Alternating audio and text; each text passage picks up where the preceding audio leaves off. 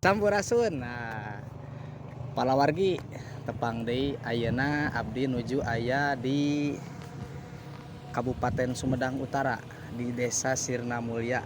Ieu rencana tempatna bade didamelkeun kudu kujang papasangan anu digagas ku kawargian Abah Alam sareng pemerintah setempat. Insyaallah janten tawis kareus jadi bangsa Indonesia melalui perwujudan pengeksistensian pusaka bangsa Sunda nyata kujang papasangan. Nah disinilah di dia tempatnya baris dibangun tugu kujang papasangan tuh tiasa katinggal itu nuju ngawangkong mana tuh nuju ngawangkong tuh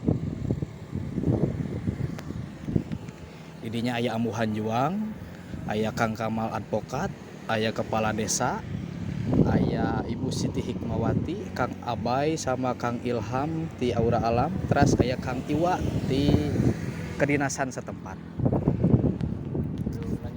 Piduana kanggo palawargi sadayana mudah-mudahan cita-cita anak bangsa ieu terwujud ku ngadegna tugu kujang papasangan sebagai simbol eksistensi bangsa Sunda, ngalangkungan simbol kujang papasangan di Kabupaten Sumedang ieu.